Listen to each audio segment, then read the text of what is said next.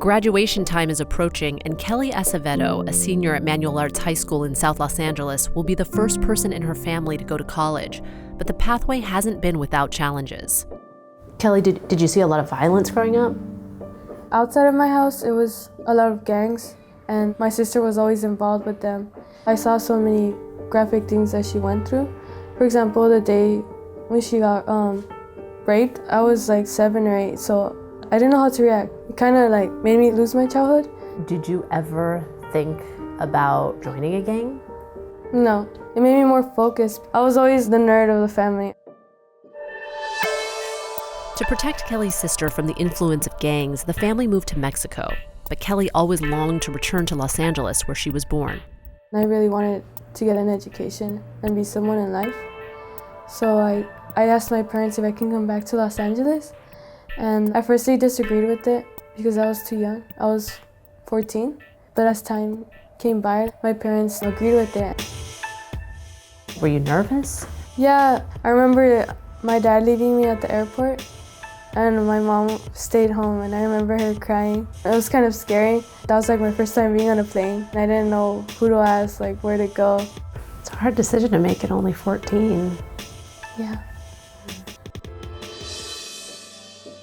Kelly moved back to the U.S. and stayed with relatives, but it was a difficult transition, and she faced further obstacles at her new home.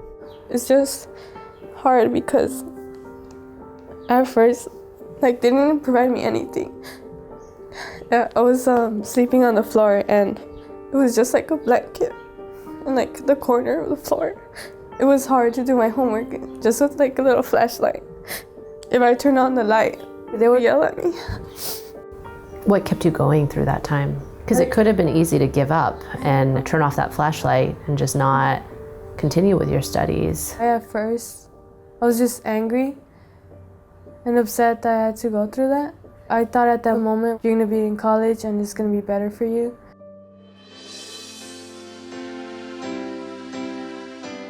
How hard have you had to work to get where you are? It was difficult because I only knew 5th grade English, so I felt really behind. I had to practice my writing and make sure my grammar was right. I would try to read as many books as I can.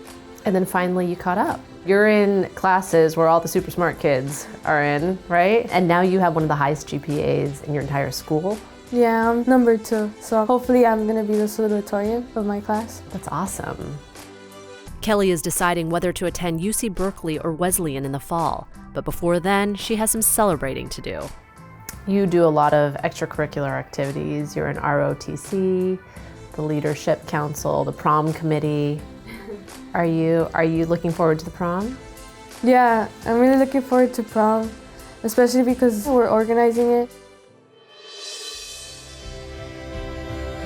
She was also chosen to be part of a TLC channel event called Say Yes to the Prom, which gives prom dresses and makeovers to deserving young women.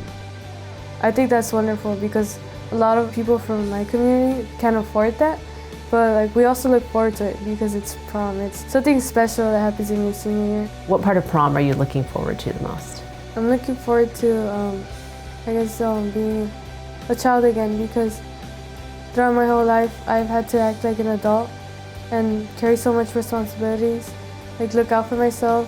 If I look out to eat or have clothing or, school supplies, and stress about money. So it's amazing that I can be able to participate in prom and just enjoy the time I have with my friends and not worry about any responsibilities I have. A few weeks later, Kelly reached her biggest goal yet. She was selected to be in the Gates Millennium Scholar program, one of the most prestigious scholarships in the country, where she will receive full tuition for her undergraduate, graduate, and doctorate studies. I mean, you have been through so much, Kelly. I mean, more than I think a lot of young people can ever imagine. I mean, what do you think has kept you going and kept you motivated?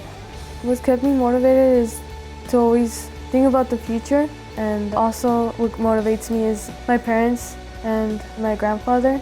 He was always there for me and always told me to be good in school. And I just want to make him proud and show him that I made it once I become someone.